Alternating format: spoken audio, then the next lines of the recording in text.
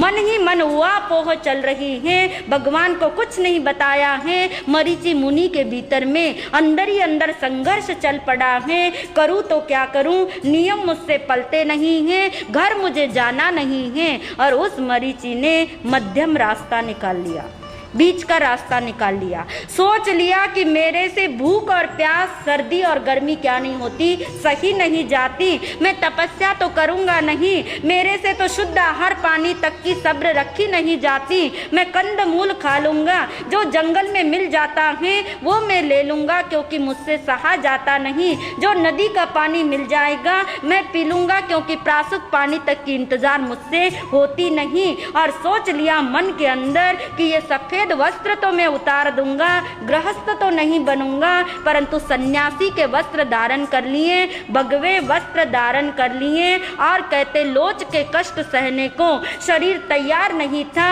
जटा उन्होंने धारण कर ली। नंगे पैर चलने को मन तैयार नहीं था, खड़ाऊ उसने क्या कर लिए, धारण कर लिए। सर्दी और गर्मी सहने को ये शरीर तैयार नहीं था, छाता धारण कर लिया, भगवे वस्त्र पहन लिए, गर्मी से बचने के लिए छाता और खड़ाऊ पहन लिए, लोच के कष्ट से बचने के लिए जटा धारण कर ली। और इस तरह से न वो गृहस्थ रहे न वो साधु रहे, परिव्राजक बन गए। परिव्राजक का मतलब बीच की अवस्था है, सन्यासी की अवस्था है, पूर्णतया पंच महाव्रत नहीं है और पूर्णतया गृहस्थ जीवन भी नहीं है, बीच की अवस्था आ गई, परिव्राजक की अवस्था आ गई। परंतु कहते हैं चाहे क्रियाएं बदली थी मरीचि ने, परंतु भीतर से हृदय नहीं बदला था। आज हम हृदय बदल देते हैं, क्रियाएं दिखावे के लिए रख देते हैं। वो तो थोतापन है, वो तो दिखावा है, वो तो अपने लिए छलावा है। परंतु उस मरीचि ने चाहे क्रियाएं बदल दी थी, चारित्र उनका भ्रष्ट हो चुका था, परंतु दर्शन उनका क्या था, यथार्थ था। और शास्त्र कहते हैं दंसन भट्टा भट्टा, चरित्र भट्टा नो भट्टा, यानी जो चरित्र से भ्रष्ट हो जाए, कोई अपनी क्रियाएं शिथिल कर दे तो कभी उसकी निंदा मत करना, क्योंकि हो सकता उसका सम्यक दर्शन, उसका ज्ञान बहुत ऊंचा हो, परंतु जो सम्यक दर्शन से गिर जाए और चरित्र बरकरार रखे तो वो ढोंगी ना अपने लिए कुछ कर सकता, ना दूसरे के लिए आदर्श बन सकता। उस मरीचि ने क्रियाएं चाहे बदल दी थी, परंतु हृदय बड़ा सरल था। हृदय इतना सरल था कि यदि कोई उन्हें पूछता कि तूने ये क्या चित्र विचित्र रूप धारण कर लिया, तो वो अपना दोष स्वीकार करते थे कि मेरा मन शिथिल हो गया, मेरा मन कमजोर हो गया, मैं ये चारित्र पालन के अनुकूल नहीं रह सका। परंतु सच्चा धर्म तो वही धर्म है, मैं तो धर्म से क्या हो गया हूँ, डिग गया हूँ, धर्म से मैं च्युत हो गया हूँ। यानी अपना इकरार नामा कर लेना, अपनी गलती को स्वीकार कर लेना, उत्थान की तरफ कभी न कभी क्या होगा, ले जाएगा। परंतु जो अपनी गलती को स्वीकार ही न करे, हृदय को सरल ही ना रखे, उसके जीवन में कभी धर्म के बीच कभी रह नहीं सकते। वो मरीचि मुनि से मरीचि परिव्राजक बन गया, हृदय बड़ा सरल है, रहता भगवान के साथ साथ ही है, भगवान को नहीं छोड़ा, भगवान की वाणी सुननी है, भगवान के साथ ही रहना है, भगवान जैसी चर्या नहीं अपना सकता, अपना दोष स्वीकार करता है। और यदि कोई उसे कहता है कि मुझे अपना शिष्य बना लो, तो उसने किसी को अपने साथ नहीं जोड़ा, क्योंकि वो जानता था सच्चा धर्म कौन सा है, भगवान का। वो उन्हें कहता था मेरे शिष्य मत बनो, किसके शिष्य बनो, भगवान के बनो। जो व्यक्ति अपने साथ लोगों को न जोड़े वो व्यक्ति हल्का रहता है, हल्की चीज उत्थान में जाती है। आज लोग अपने से सब कुछ जोड़ते हैं, यहाँ तक अपने नाम से गुरु बनाने के कहते हैं कि मुझे ही गुरु मानो और कोई तुम्हारा गुरु नहीं होगा। यानी जहाँ अपने से जोड़ने की बात है वह धर्म विधर्म बन जाता है, धर्म कुधर्म बन जाता है। मरीचि मुनि के भीतर में धर्म तरोताजा रहा, क्योंकि अपने साथ उसने कुछ नहीं जोड़ा, भगवान के धर्म को सच्चा मानता रहा। और एक दिन ऐसी घटना घटी कि विचरण करते हुए प्रभु ऋषभ देव के साथ साथ वो मरीचि परिव्राजक भी देश देशांतर विचरण करते हुए, ग्रामानुग्राम विचरण करते हुए अयोध्या नगरी में पधार गए। फिर से अयोध्या नगरी में समो शरण है। एक समोशरण वो था जहाँ मरीचि ने क्या ली थी, दीक्षा ली थी। आज वो समोशरण है कि मरीचि दीक्षित नहीं रहा, परिव्राजक अवस्था में रहा, भगवान के साथ ही रहा, समोशरण की रचना हो चुकी। फिर से कहते वही देवी देवता त्रियंच और मानव आदि सब कुछ भगवान के समोशरण में पधार गए हैं, सब भगवान की वाणी सुनने को तैयार हैं। और ये मरीचि समोशरण के बाहर खड़ा है और वो बाहर दरवाजे पे खड़ा है, वो सबको प्रतिबोधित कर करके भगवान के समोशरण में भेजता है। लोग उसकी चित्र विचित्र अवस्था को देखते हैं तो कहता मुझे मत देखो, मैं तो कमजोर आत्मा हूँ। देखना हो तो किसको देखो, भगवान को देखो। सुनना है तो भगवान को सुनो, वही धर्म सत्य है, वही धर्म निशंक है। यानी दृढ़ श्रद्धा थी किसकी, मरीचि की। चरित्र भ्रष्ट हुआ था पर श्रद्धा उसकी क्या थी, अखंड थी। और उस अखंड श्रद्धा ने उसको आगे उन्नति करा दी है। भरत चक्रवर्ती के समेत सभी को भगवान ने, प्रभु ऋषभ देव ने फिर से देशना सुनाई। देशना सुन करके, भगवान के वचन सुन करके सबके भीतर बहुत अच्छा भाव जागा धर्म का। कोई साधु बना तो कोई श्रावक बना, दो ही मार्ग हैं, या तो साधु बने या फिर क्या बने, श्रावक बने। या तो घर को छोड़े या घर में रहकर भी क्या करे, धर्म करे। और कहते देशना समाप्त होने के पश्चात भरत चक्रवर्ती बैठे रह गए। बैठे थे, भीतर में कोई विचार चल पड़ा। विचार यूं चल पड़ा, समोशरण की छटा देखी। समोशरण की छटा देखने के पश्चात मन के अंदर भाव जागे कि प्रभु ऋषभदेव ने फरमाया देशना के अंदर कि इस अवसर पिनी काल का मैं पहला तीर्थंकर हूँ और आगे कितने तीर्थंकर बनने हैं, 23 तीर्थंकर और होंगे। इस अवसर पिनी काल में 23 तीर्थंकर और होंगे। ये सुनने के बाद भरत चक्रवर्ती के भीतर में एक चिंतन जागा, एक जिज्ञासा जागी। और वो जिज्ञासा ये थी, मन के अंदर भाव जागा कि इतना बड़ा समोशरण, इतने लोग भगवान की वाणी सुनते हैं, कितनी भव्य आत्माएं इस समोशरण में हैं। भगवान ने कहा आगे 23 तीर्थंकर और होने हैं। हो सकता कोई न कोई ऐसी आत्मा भी बैठी होगी जो भविष्य में क्या बनेगी, तीर्थंकर बनेगी। प्रभु तो सर्वज्ञ हैं, जिन हैं, अरिहंत हैं, केवली हैं। मैं यदि इन्हें पूछूं तो ये मुझे क्या करेंगे, बता देंगे। फौरन उठे, भगवान के चरणों में पहुंच गए, वंदन किया और प्रश्न पूछ लिया किसने, भरत चक्रवर्ती ने। हे प्रभु, आपकी तरह और कौन सी ऐसी आत्मा आपके समोशरण में है, मुझे कृपा करिए कि उस आत्मा के मैं दर्शन करना चाहता हूँ जो इस अवसर पिनी काल में ही क्या बन सकती हैं, तीर्थंकर बन सकती हैं। और उस ऋषभ देव प्रभु ने अपने धीर गंभीर स्वर में उस भरत चक्रवर्ती को बता दिया, हे भरत चक्रवर्ती, वो तेरा ही पुत्र मरीचि जो मुनि बना था परंतु भ्रष्ट हो चुका, परिव्राजक बन चुका, पर इसकी दर्शन बड़ा दृढ़ है, इसका सम्यक दर्शन बड़ा अटल है। ये क्या है, गिर करके भी क्या नहीं हुआ है, गिरा नहीं है। ये मरीचि ही आगे जा करके इसी अवसर पिनी काल का कौन बनने वाला है, अंतिम तीर्थंकर भगवान महावीर बनेगा। ये तेरा पुत्र अंतिम तीर्थंकर बनने से पहले वासुदेव यानी 3 खंड का अधिपति भी बनेगा। ये तीर्थंकर बनने से पहले 6 खंड का अधिपति यानी प्रिय मित्र नाम का चक्रवर्ती भी बनेगा। और ये सुनने के बाद में कौन पिता ऐसा होगा कि जिसे हर्ष न हो अपने बच्चे की क्या जान करके, उन्नति जान करके। और ये उन्नति जो आध्यात्मिक उन्नति है, भौतिक उन्नति भी होती है तो कितनी पार्टियां मनाई जाती हैं, और आध्यात्मिक उन्नति जहाँ होती हो, गदगद रोम रोम हर्षित हो गया भरत चक्रवर्ती का।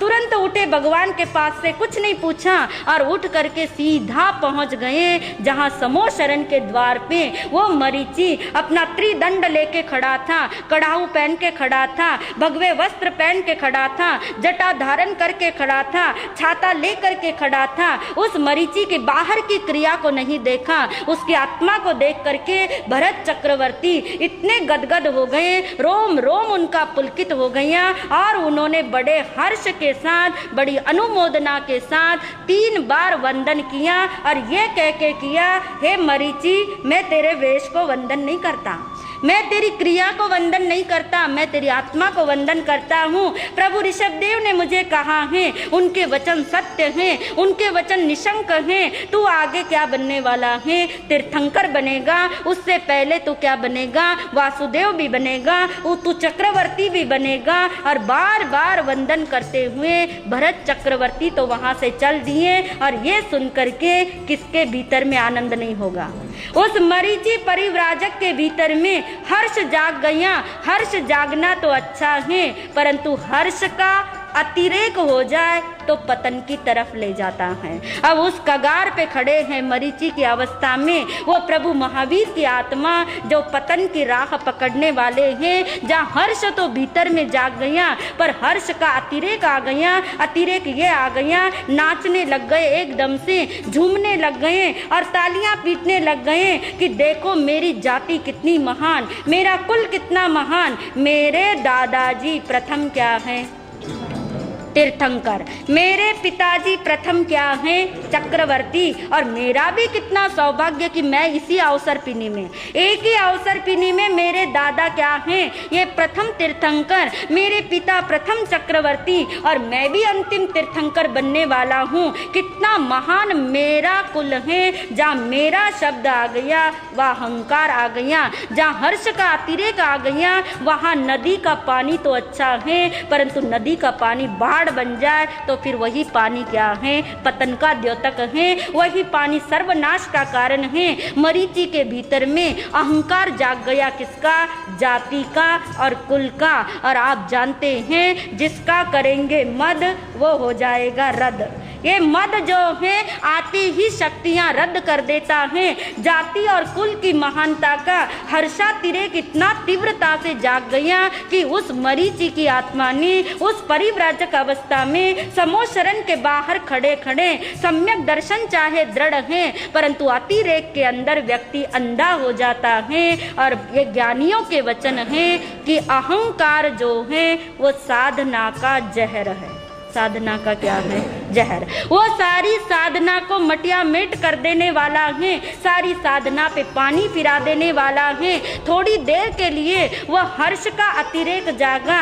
याद रखिए, सिर्फ क्रोध का ही आवेग नहीं होता, हर्ष का भी क्या होता है? अतिरेक। खुशी में भी इंसान पागल हो जाता है। ऐसे ही पागल मरीचि हो गए, जाति और कुल का मद कर लिया। और ये थोड़ी देर के मद ने उनके आगे के 14 जन्मों को क्या कर दिया? ऐसा बना दिया कि मनुष्य का जन्म तो मिलता रहा, देव गति तो मिलती रही, परंतु शासन न मिल सका, जैन धर्म न मिल सका। वो परिव्राजक की अवस्था के कारण हर बार वो परिव्राजक बनते रहे। वो मरीचि की अवस्था के अंदर ये बोध न हो सका कि मैंने हर्षातिरेक के अंदर क्या गलती कर दी है। कोई पश्चाताप नहीं किया, जिंदगी भर कोई प्रायश्चित नहीं किया। और पश्चाताप और प्रायश्चित के अभाव में मरीचि के बाद में भगवान महावीर की आत्मा चौथे जन्म के अंदर देवलोक में चली जाती है। तब संयम का पालन तो किया ही है, उसके आधार पे 5वां देवलोक उन्हें मिल जाता है। और अब कहते हैं चौथे जन्म से लेकर के 16 जन्मों तक की यात्रा में एक जन्म देवलोक का और एक जन्म मनुष्य गति का। मनुष्य गति तो मिलती है पर जैन धर्म नहीं मिलता। मनुष्य गति तो मिलती है पर उत्तम कुल नहीं उन्हें मिल पाता। मनुष्य गति तो मिलती है पर भगवान की वाणी नहीं मिल पाती। मनुष्य गति तो मिलती है पर चारित्र नहीं मिल पाता। और उनके 14 जन्म तक की यात्रा इसी तरह से चलती चली जाती है, क्योंकि उन्होंने जाति और कुल का मद किया है तो उनको नीच गोत्र का बंद हो गया, यानी नीच जाति में नीच कुल में आना पड़ गया। ब्राह्मण कुल में आते रहे, परिव्राजक तो बनते रहे, सन्यासी के संस्कार तो भीतर रहे, देवलोक में तो जाते रहे। और इस तरह से एक जन्म देवलोक का, एक जन्म मनुष्य का, और ऐसे भगवान के 16 जन्मों की यात्रा पूर्ण होती है। 17वें जन्म में अभ्युदय होगा, उन्नति होगी। क्या भगवान इस जन्म के अंदर अपना उत्कर्ष करेंगे और उत्कर्ष करते करते जरा सी फिसलन आ जाए और ऊपर से धड़ाधड़ यात्रा कैसे नीचे की तरफ आती है। उत्थान और पतन की ये कथा हमें जीवन के अंदर कैसी सजगता सिखाती है, ये हम आगे सुनेंगे। आज इतना। प्रभु महावीर अहिंसा के अवतार हैं, जागरण के देवता हैं, आचरण के आचार्य हैं, साधना के सूत्रधार हैं। इतना ही नहीं, वो चिंतन के चांद हैं, सत्य के सूरज हैं, क्षमा के महासागर हैं एवं ऐसे अद्भुत वैज्ञानिक हैं जिनकी खोजें आज भी वैज्ञानिक धरातल पर खरी उतर रही हैं। विदुषी साध्वी निधि श्री जी के सानिध्य में एवं विदुषी साध्वी कृपा श्री जी के स्वर में प्रस्तुत है श्री महावीर कथा के 12 प्रवचन। जानो उस शिल्पकार प्रभु महावीर को जिन्होंने अपनी आत्मा के अनगढ़ पत्थर में रही हुई परमात्मा की मूरत को प्रकट किया। जो दुनिया को जीते वो वीर है, किंतु जो खुद को जीते वो महावीर है। यू टर्न सीरीज के अंतर्गत आप सुनेंगे भगवान महावीर के 27 जन्मों की संपूर्ण जीवन गाथा। भगवान महावीर ने क्या किया और क्या दिया, क्या था उनका विचार पक्ष और कैसा था उनका आचार पक्ष, उनकी आत्मा कैसे महात्मा बनी और महात्मा से परमात्मा, इसका समग्र चित्रण दर्शाने वाली श्री महावीर कथा। संसार में जन्म मरण करते हुए भगवान महावीर की आत्मा को कब और कैसे सच्ची राह मिली और उतार चढ़ाव के घेरे से गुजरती हुई उनकी आत्मा 27 जन्मों की यात्रा में कैसे तीर्थंकर बनती है, इसी का रोचक विवरण है श्री महावीर कथा।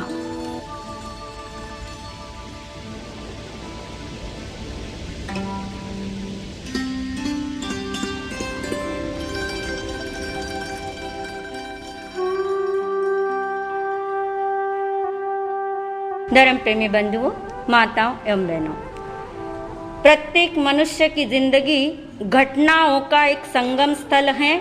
कोई भी इंसान इस धरती पर ऐसा जीवन नहीं जीता कि जिसके जीवन में कोई घटना ही ना घटी हो। ये बात और है कि कोई घटना शुभ हो सकती है, कोई घटना अशुभ हो सकती है, कोई घटनाएं सुखद और दुखद बन सकती हैं, अनुकूल या प्रतिकूल हो सकती हैं, पर हर इंसान की जिंदगानी घटनाओं का एक संगम स्थल है और कोई भी घटना बिना निमित्तों के घटती नहीं है। कोई ना कोई कारण उस घटना का होता है। बिना कारण के घटना जिंदगी में घटित नहीं होती, चाहे वो अच्छी हो चाहे वो बुरी हो।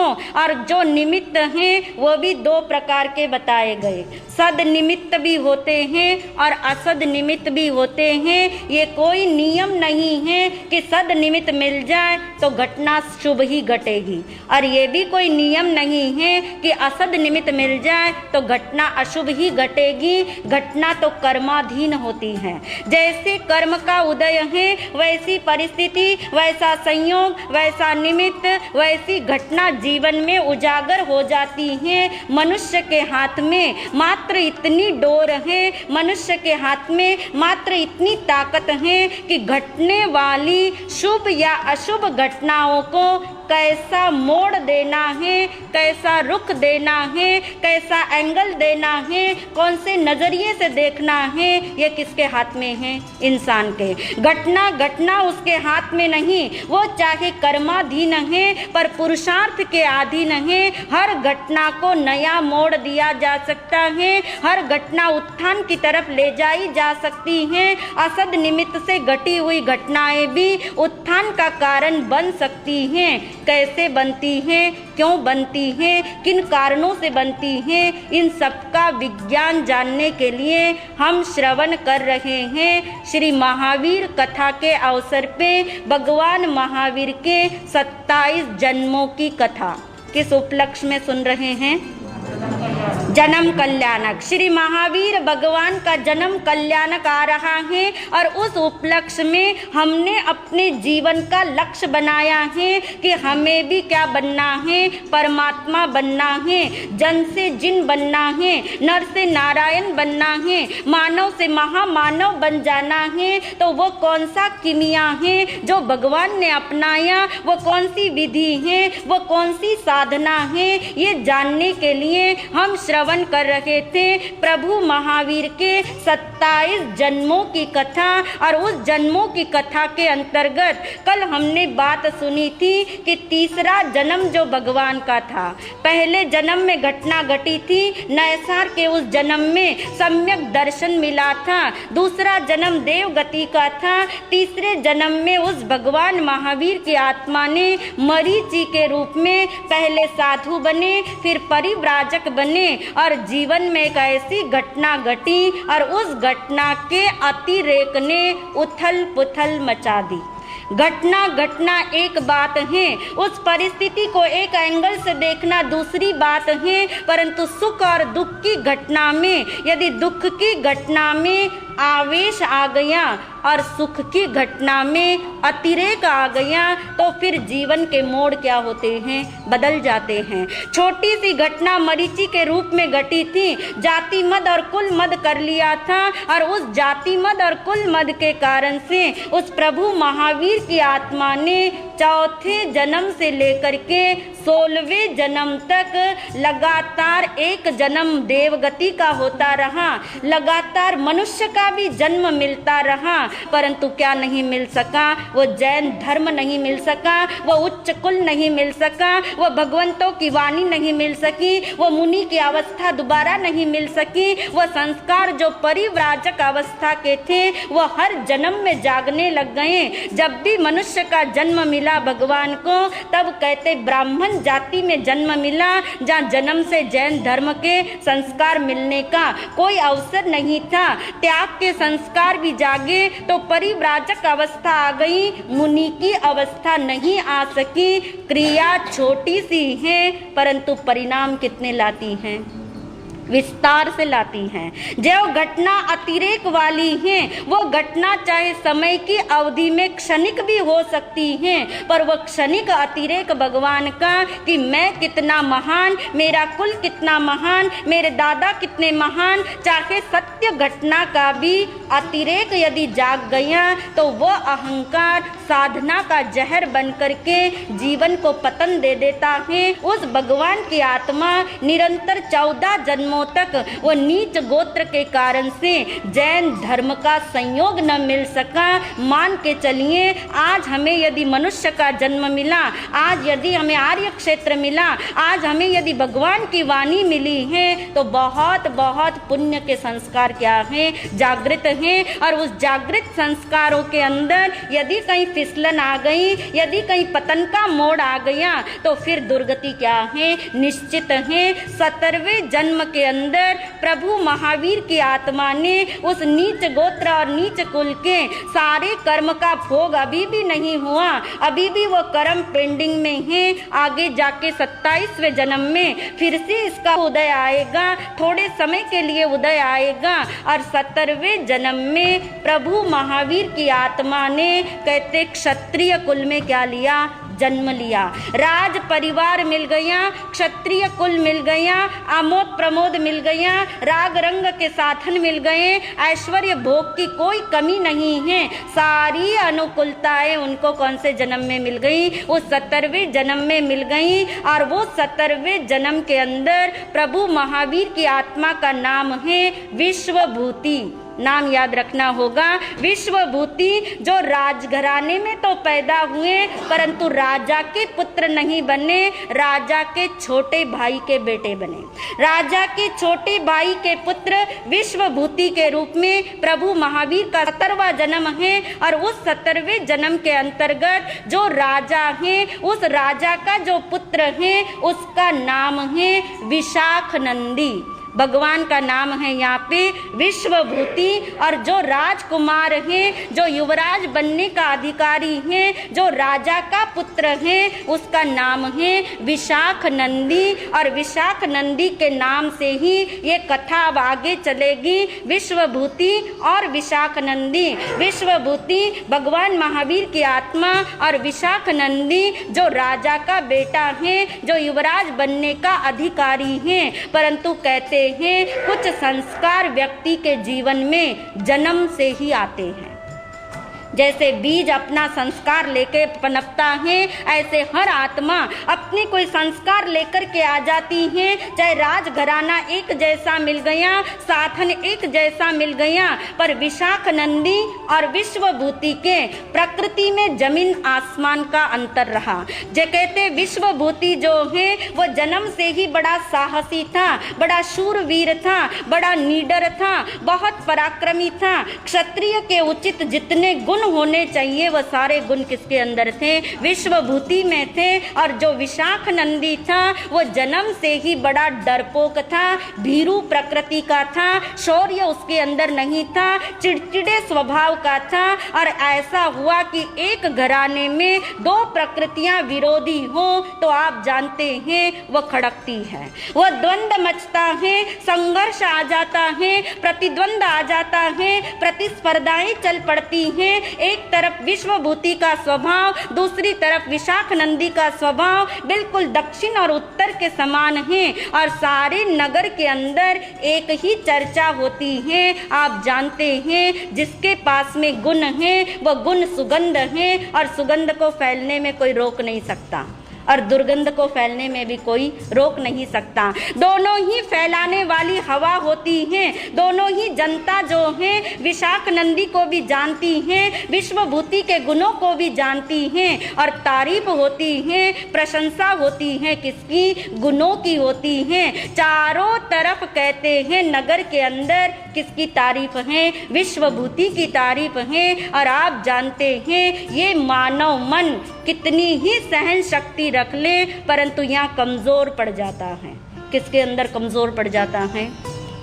दूसरों का सुख दिखाई दे जाए, दूसरों के गुणों की अनुमोदना इस कानों से सुनाई दे जाए तो कहते इस जिंदगी के अंदर, इस मानवीय जिंदगी के अंदर मनुष्य किसी का भला तो चाह लेगा, भला कर भी लेगा, परंतु किसी का भला देख पाना बड़ा मुश्किल है। तीन स्थितियां इस जीवन के अंदर गुजरती हैं। कभी न कभी मन में ये भाव तो जागते ही हैं कि हम दूसरों के लिए भला चाहें, चाहने में हम बड़े स्वतंत्र हैं, अपने दुश्मन का भला न भी चाहें, पर अपने मित्र परिवार का कौन भला नहीं चाहता? सभी चाहते ही हैं। यानी भला भी कर भी लेते हैं हम, करने के अंदर कोई दुखी दिखाई दे जाए, कोई दर्दी नजर आ जाए, और हम अपनी सारी शक्तियां लगा के उसका दुख क्या कर लेते हैं? दूर कर लेते हैं। भला चाहना आसान है, भला कर लेना आसान है, इंसान के लिए मुश्किल है किसी का भला देख पाना। और वो भला इसलिए नहीं देख पाता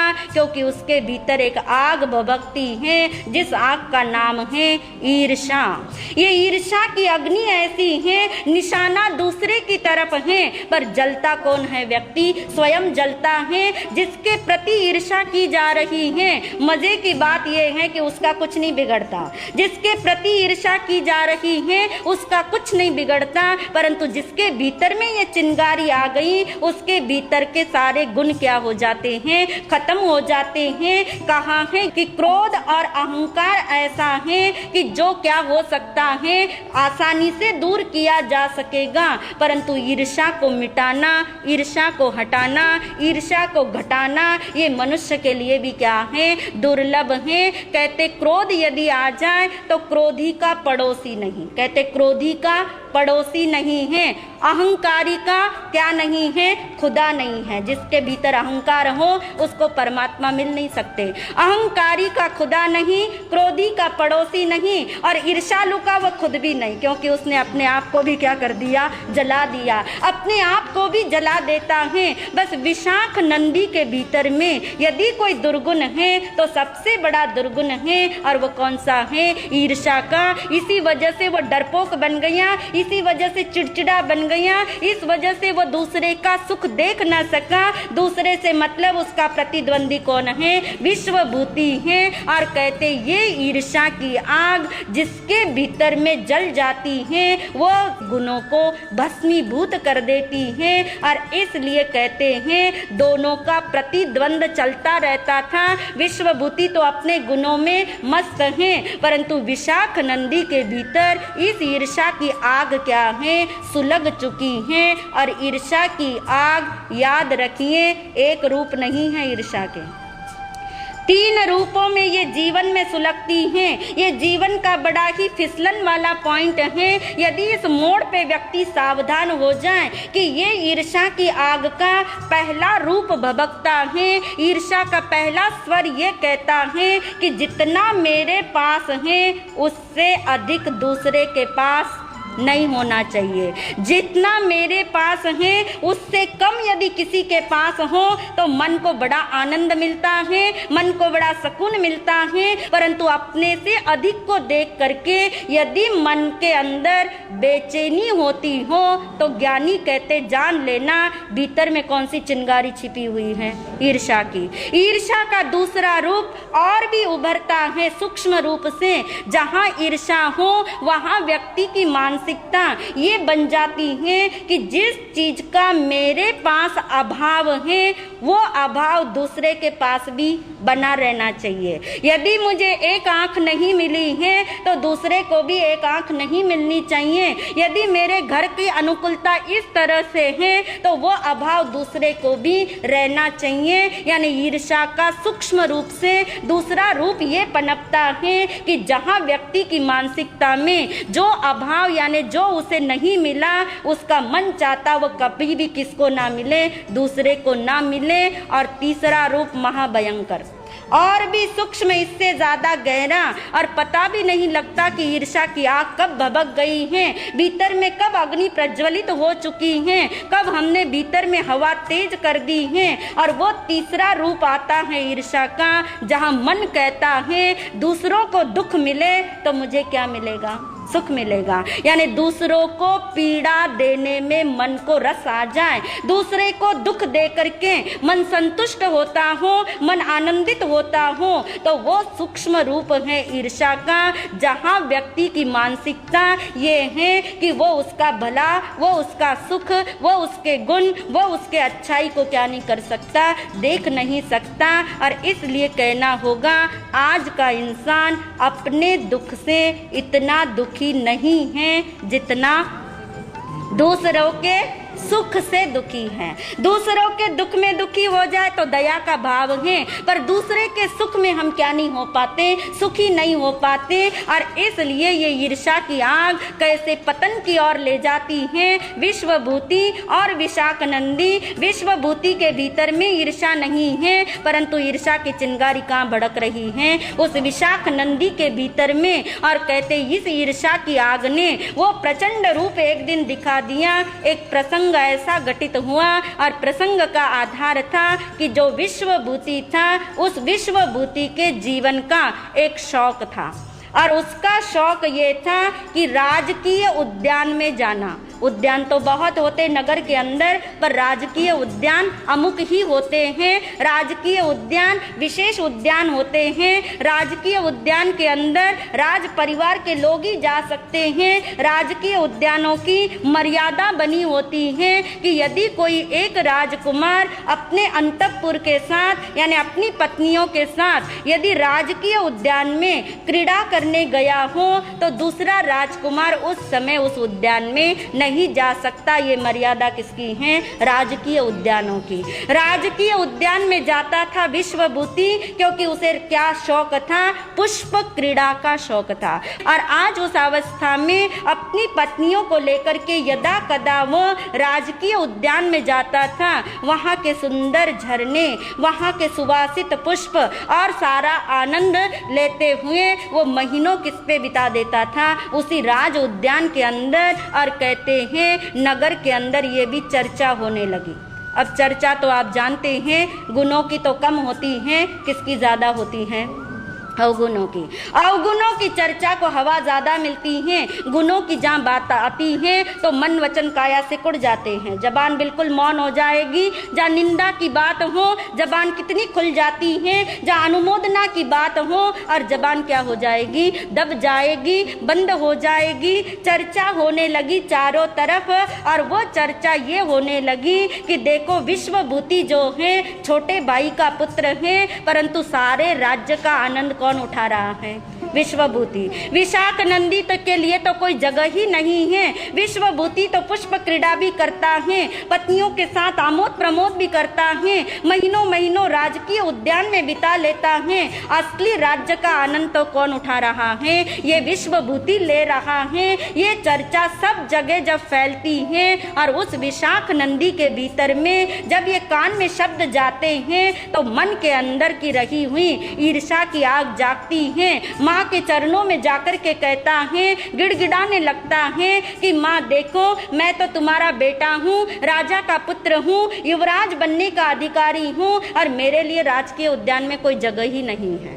यूं व्यक्ति उपयोग करे कि ना करे, पर दूसरा क्यों उपयोग कर रहा है ये खटक मन से निकल नहीं पाती, क्योंकि अंदर बहुत सी चिंगारियां संजो रखी हैं। वह खटक ऐसी जागृत हो गई। माँ तो माँ है, माँ हमेशा हित शिक्षा ही देती है। माँ ने अपने बेटे को यही समझाया कि बेटा अपने हृदय को क्या कर ले, विशाल कर ले, कोई बात नहीं, एक दिन तो ये राजकीय उद्यान से निकलेगा और तेरा स्थान यहाँ आ जाएगा। तब तक तू राज्य का और कोई लुत्फ उड़ा ले और कोई आनंद ले ले। जरूरी नहीं कि जो विश्वभूति जिस समय कर रहा हो उस समय तुझे वही क्रिया करनी पड़े। और तू ये मान के चल बेटा कि यदि तूने ईर्ष्या की अग्नि को भीतर में भपका लिया, क्योंकि माँ तो हित शिक्षा ही देगी, यदि ये ईर्ष्या की अग्नि तेरे भीतर में यदि जाग गई तो तू कहीं का नहीं रहेगा, क्योंकि ईर्ष्या की आग खुद का पतन कराती है। और बेटे को बात समझ आ जाए इसलिए माँ ने उसे एक छोटा सा उदाहरण भी समझा दिया कि मैंने एक कथा सुनी है कि एक व्यक्ति जो है अपने मित्र से मिलने के लिए जा रहा था। प्राचीन घटना है, पैदल का जमाना था और उस समय व्यक्ति अपने सुरक्षा के साधन खुद लेके चलता था।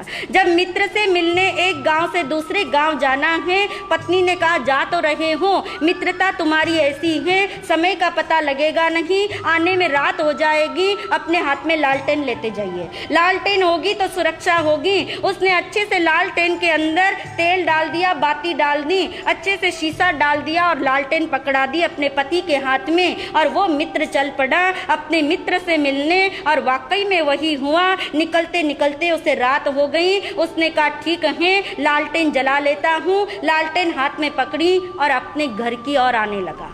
छोटी सी क्रिया है, लालटेन का प्रकाश है और उसकी गति हो रही है। संयोग की बात है कि मार्ग तो सभी का है, कदम चाहे आपके हो, साधन चाहे आपके हो, पर मार्ग तो क्या है, सबका है। गाड़ी आपकी है पर सड़क आपकी नहीं है, रास्ता आपका नहीं है, हर कोई चल सकता है। और कहते लालटेन हाथ में लेकर के वो व्यक्ति आगे आगे चल रहा था और पीछे कोई दो व्यक्तियों ने देखा कि अंधेरा हो चुका, आज हम अपनी लालटेन लाना भूल गए हैं, चलो इस लालटेन के प्रकाश में हम भी अपना रास्ता क्या कर लेते हैं, नाप लेते हैं। कोई बुराई नहीं थी, कोई भीड़ भाड़ नहीं थी, परंतु भीतर में अड़चन पैदा हो गई। भीतर के अंदर भाव खराब हो गए, किसके, उस व्यक्ति के जिसके हाथ में क्या है, लालटेन। उसने सोच लिया मन के अंदर, लालटेन मेरी, आ गया ना मेरापन, लालटेन मेरी, तेल मेरा जलता है, बाती मेरी जलती है, प्रकाश मुझे सुख देना चाहिए और मेरे साथ में लुत्फ कौन उठा रहे हैं, ये दोनों।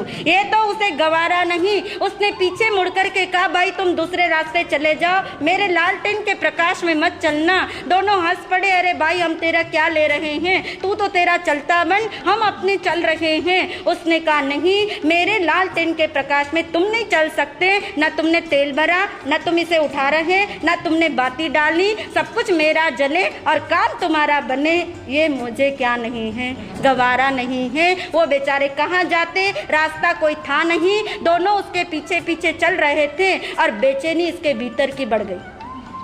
ऐसी बेचैनी बढ़ गई कि उसने अपने कदम बढ़ा लिए। उसने सोचा मैं तेज दौड़ करके भाग जाऊंगा, प्रकाश मेरे साथ जाएगा और अपने आप ये किस में चलेंगे, अंधेरे में चलेंगे। अब वो क्या दौड़ा, दोनों भी दौड़ गए। उन्होंने सोचा कि ये दौड़ रहा, चलो हमारा रास्ता भी क्या होगा, अच्छे से पार हो जाएगा। उन्हें दौड़ता देख करके अब ईर्ष्या ने अपनी भभक ली है आग, ऐसी भभक ली है कि मेरे सुख के अंदर किसी का सुख हो नहीं सकता, मेरे साधनों के अंदर अंदर किसी का साधन कोई काम आ नहीं सकता। और उसने कहते हैं एक काम कर लिया कि क्या काम कर लिया, क्योंकि ईर्ष्यालु का वो खुद भी नहीं, अपनी तो वो सोचता ही नहीं, वो अपनी सोचता ही नहीं है। उसने सोच लिया ये ऐसे नहीं मानेंगे, इनको ऐसा मजा चखाता हूँ, लालटेन बंद कर देता हूँ। लालटेन यदि बंद हो जाएगी, प्रकाश खत्म हो जाएगा, अपने आप गिरेंगे पड़ेंगे, पता लगेगा। लालटेन नहीं लेके चलते तो क्या होता है। और ये नियम है कुदरत का, ये सिद्धांत है कर्म का कि जो दूसरों के लिए दुख देने की सोचेगा, गड्ढा उसके लिए क्या है, तैयार है। उन दोनों व्यक्तियों ने कहा भी है भले आदमी लालटेन जला ले, कहीं कोई खड्डा आ गया तो गिर गया तो कौन तुझे बचाएगा। परंतु उसने कहा नहीं, फिर तुम भी तो चलोगे, इसलिए मुझे तो क्या नहीं करनी, लालटेन नहीं जलानी। अंधेरे में चल पड़ा। वो दो व्यक्ति तो उस रास्ते में आना जाना के आदी थे, परंतु ये जो चल रहा था अंधेरे के अंदर वाकई में एक खड्डा आया और उस खड्डे में वह गिर गया। वही नहीं गिरा, लालटेन भी गिरी, उसे ही चोट नहीं लगी, लालटेन भी चकनाचूर हो गई। और उन दो भले व्यक्तियों ने उसको क्या कर लिया, पकड़ करके उठाया। और तब उसे पता लगा कि मैंने यदि दूसरे का बुरा सोचा है, दूसरे का बुरा न भी सोचा पर सुख देने की भावना उनके प्रति नहीं रखी, तो आज मुझे दुख के गर्त में आना पड़ा। और वो माता, वो राजमाता अपने पुत्र को सुना रही है कि बेटा यदि दूसरा सुख लेता है तो तू अपने उदार दृष्टिकोण बना ले, तो ये मत सोच मैं सुखी बनूं, तू ये मत सोच हम सुखी बने, तू ये सोच सब सुखी बने। यानी ईर्ष्या को यदि निकालना है तो चिंतन इतना उजागर करना होगा कि सब सुखी बने, सारा संसार सुखी बने, सबको पहले सुख मिले, मुझे क्या मिले बाद में मिले। परंतु थोड़ी देर के लिए तो आश्वस्त हो गया कौन, वो विशाख नंदी। ईर्ष्या की चिंगारी थोड़ी देर के लिए दब गई, परंतु फिर वही चर्चा, फिर वही चर्चा, फिर वही तारीफ, वही प्रशंसा। और वो शब्द जब कान से बार बार भीतर तक जाते हैं, फिर ईर्ष्या की अग्नि को पेट्रोल मिल जाता है, फिर वो भभक उठती है। और अब वो कहते हैं अपना कंट्रोल विशाख नंदी पे नहीं रहा। और एक दिन वो घटना घटी कि उस महारानी का रुख भी बदल गया। जो महारानी अपने पुत्र को समझाती थी, वही महारानी के उसकी दासी ने ऐसे कान भरे। और आप जानते हैं, इतिहास साक्षी है, जब भी किसी राज रानी के कान भरे जाते हैं, दासी के द्वारा भरे जाते हैं, और धरती के ऊपर महा तूफान आ जाते हैं, महा अनर्थ हो जाते हैं। ये राजा और रानी होते ही कच्चे कानों के हैं, दिन रात इनके संपर्क में आने वाले ये दास दासी वर्ग इसका बड़ा लुत्फ उठा लेते हैं। एक दिन दासी ने आकर के महारानी के कानों में ये बात करी कि महारानी, हमें ये बात नहीं समझ आती कि जो अपना युवराज है वो तो क्या है, मारा मारा फिरता है, उसकी कोई पूछताछ नहीं है, उसके लिए कोई राजकीय उद्यान का भोग नहीं है, और जो विश्वभूति है वो तो सारे राज्य का लुत्फ क्या करता है, लेता है। ये बात हमें गंवारा नहीं। अपना पुत्र कहता था तो पुत्र को रानी ने समझा दिया था, पर वो महारानी दासी को न समझा सकी। ये कच्चे कान ऐसे हैं। उसने जैसे ये बात सुनी, अब उसके भीतर भी आवेग भभक उठा, क्रोध की चिंगारी भभक उठी कि मेरे अपने पुत्र को मैं गलत समझती थी, पर नहीं, एक छोटा वर्ग दास दासी वर्ग भी इस बात को समझता है, मैं क्यों नहीं समझती। और क्रोध का आवेग, क्रोध का ग्राफ इतना ऊंचा बढ़ गया। अब उसने सोचा कुछ न कुछ करना होगा। खुद तो कुछ कर नहीं सकती, विशाख नंदी के हाथ में सत्ता नहीं है, सत्ता तो किसके पास में है, राजा के पास। और एकदम से वो महारानी कोप भवन में चली गई। अकराल विकराल उसने अपना रूप बना लिया, और भीतर के अंदर में क्रोध और ईर्ष्या की अग्नि उसके भी भभक उठी। जैसे ही महाराज आए, उन्होंने देखा महारानी आज कहाँ नहीं है, महल में नहीं है। और दासी ने बता दिया, दासी तो तैयारी थी, वो तो तैयारी ही रहनी थी। उसने कहा महारानी कहाँ है, कोप भवन में। राजा एकदम चिंतित हुए, कोप भवन में क्यों, क्या बात हो गई, कौन सी गलती हो गई, कौन से अन्याय हो रहे हैं, कौन से अपराध हो रहे हैं। तुरंत महाराज कहाँ चल पड़े हैं, महारानी के कोप भवन में, और जाकर के पूछा महारानी क्या बात है। और महारानी वो तैश में बोल पड़ी कि तुम्हारे राज्य में तो अंधेरा छाया है। क्या छाया है? अंधेरा। तुम्हारे राज्य में अंधेरा छाया है, तुम्हें अपने पुत्र की कोई परवाह नहीं है, उस विश्वभूति पे तुम्हारा कोई अनुशासन नहीं है, मेरे बेटे के लिए राजकीय उद्यान में जगह नहीं है, और वो विश्वभूति रात दिन क्या करता है, वहाँ मजे ले रहा है, और इसलिए तुम ऐसे ही रहोगे या कुछ चेंज भी होगे, कोई परिवर्तन भी करोगे। और तब कहते हैं बड़े शांत चित्त से, बड़े शांत मन से उस महाराज ने कहा रानी तुम नहीं जानती ये राजकीय उद्यान की मर्यादा है। मर्यादा ये है कि यदि एक राजघराने का व्यक्ति अपने अंतःपुर के साथ यदि राजकीय उद्यान में क्रीड़ा कर रहा हो तो दूसरा व्यक्ति राजघराने का उस उद्यान में जा नहीं सकता, उसको द्वारपाल कहाँ रोक देता है? बाहर। और महारानी को ये बात बर्दाश्त नहीं कि मेरे पुत्र को, मेरा पुत्र युवराज बनने वाला पुत्र है, इतना अधिकारी पुत्र है, और उसे द्वारपाल क्या कर दे? रोक दे। और राजा ने कहा भाई इसमें तैश में आने वाली बात नहीं, ये तो क्या है? राजकीय क्या है? मर्यादा है। और ये शब्द जो थे उस महारानी के क्रोध की अग्नि में घी का काम कर गए। वो एकदम से बोल पड़ी बाढ़ में जाए तुम्हारी राज मर्यादा, मैं नहीं जानती मर्यादा क्या है, मुझे तो मेरा पुत्र दिखता है, तुम्हें तो अपने पुत्र की पड़ी नहीं है, परंतु मुझे तो उसका सार संभाल देखना है, और सारी नगरी में ये चर्चा है, मुझे नहीं पता तुम्हारी कैसी राज मर्यादा है कि मालिक क्या करता रहे, मालिक देखता रहे और चोर माल लेता रहे, ये तुम्हारी राज मर्यादा, ये कैसी राज मर्यादा है, मैं नहीं जानती। और महारानी एक्सट्रीम पे पहुंच गई, चरम सीमा पे पहुंच गई, और वो चरम सीमा के अंदर उसके भीतर से शब्द निकले कि जब तक आप विश्वभूति को राजकीय उद्यान से बाहर नहीं निकाल दोगे तब तक मैं अन्न जल क्या नहीं करूंगी।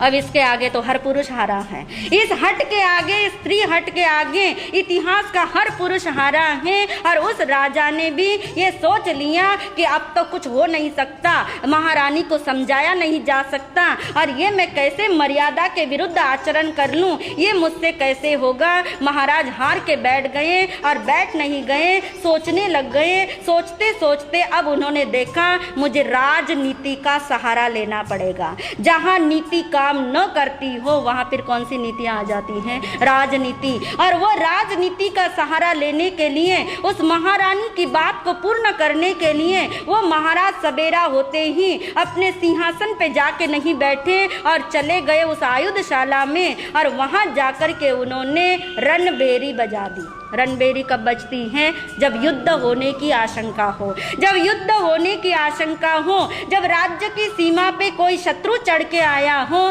तब नगर के अंदर क्या बजती हैं? युद्ध बेरी बजती हैं। और जब युद्ध बेरी बजेगी, रणबेरी बजेगी, तो क्षत्रिय रक्त क्या हो जाएगा? वो शांत नहीं रह सकता, वो खौल उठता है। और उस महाराज ने सोचा ये एकमात्र उपाय है कि लाठी भी ना टूटे और सांप भी क्या हो जाए? मर जाए। यही मेरे पास में ऐसा उपाय है। उन्होंने अपनी रणबेरी बजाई, युद्ध का भेरी की आवाज राजकीय उद्यान में किसको सुनाई दे गई? विश्वभूति को सुनाई दे गई। और क्षत्रियों के लिए प्रेम से भी ऊंचा क्या है? कर्तव्य है। प्रेम से भी ऊंचा कर्तव्य है। आमोद प्रमोद में बैठे थे, पत्नियों के साथ राग रंग में बैठे थे, पुष्प क्रीड़ा करने के लिए बैठे हुए थे, परंतु युद्ध की बेरी बजते ही क्षत्रिय खून खौल उठा और कहते हैं तुरंत भाग चले। क्या बात हो गई? अचानक क्या आपत्ति आ गई? मैं यहाँ पड़ा रहा और मेरी नगरी क्या है? संकट में है।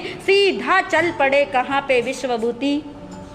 चाहे रानियों ने रोकना चाहा पर वो ना रुक सके। रानियां अपने अंतःपुर में चली गई और विश्वभूति सीधे राजा के पास में चले गए और उसने कहा महाराज क्या बात हो गई? युद्ध बेरी किस लिए बजाई गई? और राजा ने कहा विश्वभूति बात ऐसी है, कई दिन से मैं सुन रहा हूँ राज्य की सीमा के बाहर जो है एक सामंत शत्रु जो है वो अपना सिर उठा रहा है और मैं उस पर आक्रमण करने जा रहा हूँ। और तुरंत विश्वभूति ने कहा, महाराज मेरे रहते हुए आपको जाने की जरूरत नहीं है। अंधा क्या मांगे दो आंखें वाली बातें सारी पूर्ण हो गई थी। और जैसे राजकीय उद्यान खाली हुआ कि विशाखानंदी क्या हो गया, अपने अंतपुर के साथ राजकीय उद्यान में चला गया। उसे न युद्ध की जरूरत, न उसके भीतर में वह क्षत्रिय रक्त है। और वो कहते हैं विश्वभूति की चर्चा तो दिगांत तक थी कि ये बड़ा पराक्रमी है, ये बड़ा शौर्यशाली है। वो सामंत भी जानता था कि विश्वभूति यदि शत्रु के रूप में सामने लड़ने के लिए आ रहा है तो मेरा मुकाबला इसके सामने हो नहीं सकता। समर्पित भाव से वो सामंत जो है हार उपहार लेकर के उस विश्वभूति के चरणों में आ गया और उसने कहा, युद्ध की जरूरत नहीं, मैं अपनी हार मान लेता हूँ, तुम्हारी विजय हो गई है, तुम विजय दुंदुभी बजाओ और कहाँ जाओ, अपनी नगरी की तरफ। और कहते हैं कहाँ आ गए विश्वभूति, लौट के आ गए। अब राजा ने देखा कि क्या हुआ है, कैसे हुआ है, कार्य सारा हो चुका था। उसने अपनी विजय दुंदुभी से राजा को बता दिया कि मैं तो क्या हो गया हूँ, विजयी होके आ गया, मैंने उसे परास्त कर दिया। और एकदम से ख्याल आया विश्वभूति को कि मैं कहाँ से चला था, कहाँ से चला था, उस राजकीय उद्यान से चला था। मैं उस राजकीय उद्यान से चला था, तुरंत राजकीय उद्यान की तरफ जाता है, वही तो एक उसका शौक है। जैसे राजकीय उद्यान में जाने लगा कि द्वारपाल ने किसको रोक दिया, विश्वभूति को रोक दिया। आप अंदर जा नहीं सकते क्योंकि अंदर कौन है, विशाखानंदी। वो विशाखानंदी अपने अंतपुर के साथ अंदर है, आप अभी जा नहीं सकते। आपका अंतपुर तो कब से आपके पीछे कहाँ चला गया, राजमहलों में चला गया है। और इतना सुनना था कि समझते देर नहीं लगी विश्वभूति को कि ये सारा क्या रचा गया है, कि किसी तरह से एन केन प्रकारेण मुझे कहाँ निकालना था, बाहर निकालना था। भीतर के अंदर बड़ी ग्लानि जागी कि जिस राजा के लिए मैं प्राण न्यौछावर करने के लिए तैयार हूँ और वे राजा, वे रानी, वो विशाखानंदी मेरे लिए षड्यंत्र रचते हैं, मुझे धोखा देने की सोचते हैं, ये द्वारपाल मेरा अपमान करने की सोचता है। एकदम से भीतर में धक्का लगा, ऐसा जोरदार धक्का लगा उस विश्वभूति के भीतर में कि कैसा संसार है, कैसी विचित्रता है, कोई किसी को समझने को तैयार नहीं है। हम किसी का अच्छा करें और कोई हमारे साथ में षड्यंत्र रच रहा है। ऐसा धक्का लगा, कोई ज्ञान तो था नहीं, कोई बोध तो था नहीं, कोई धर्म तो सुन नहीं रखा था। भीतर के अंदर निमित्त के प्रति रोष आ गया। कौन है निमित्त उनका, विशाखानंदी। विशाखानंदी के लिए ऐसा रोष जागा कि इसी निमित्त के वजह से तो राजा और रानी ने मिलकर मेरे साथ क्या किया, षड्यंत्र रचा। यानी ये निमित्त ही ठीक नहीं है, ये विशाखानंदी ही मेरे साथ क्या करता है, ईर्ष्या करता है। इतना तेज क्रोध भड़क गया। और आप सभी जानते हैं यदि क्रोध की अग्नि तेजी का रूप ले ले तो क्या होता है, क्लाइमैक्स पे पहुंच जाए तो हाथ पैर कांपने लग जाते हैं, आंखें लाल हो जाती हैं। अंदर से इतनी तेज एनर्जी आ गई, वो नेगेटिव एनर्जी आ गई। और वो एनर्जी जो है वो उस विशाखानंदी के प्रति आ गई कि मैं इसका बदला जरूर लेऊंगा। यदि इस समय ये मेरे सामने होता तो एक लात मार के मैंने इसे उड़ा दिया होता। उसने लात तो मारी, सामने विशाखानंदी नहीं था, बहुत ऊंचा पेड़ था। और कहते इतनी शतगुनी ताकत उसके अंदर आ गई थी कि उस विश्वभूति की लात से वो पेड़ धराशायी हो गया। कितनी ताकत है क्रोध के अंदर। इससे अनंत गुनी ताकत है क्षमा के अंदर, पर कभी हमने आजमाई नहीं। इससे अनंत गुनी ताकत क्षमा में है, पर क्रोध वो नेगेटिव एनर्जी है जो निमित्त के प्रति आती है। इतना जोरदार उसने क्या करा है, लात मारी पेड़ को कि वो पहरेदार भी देखता रह गया, वो भी कांपने लग गया। और भीतर का आवेश अभी भपका ही था, अभी कोई ठंडा नहीं हुआ था। उसने पहरेदार को कह दिया कि देख, जब भी विशाखानंदी बाहर आएगा तो मेरे 2 शब्द का संदेशा उसे दे देना कि अपने भाई के साथ जो तूने व्यवहार किया है इसका नतीजा अच्छा नहीं मिलेगा।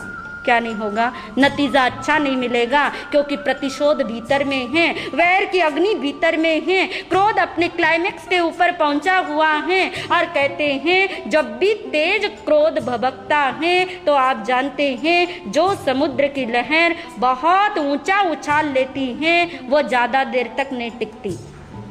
तुरंत नीचे आती है।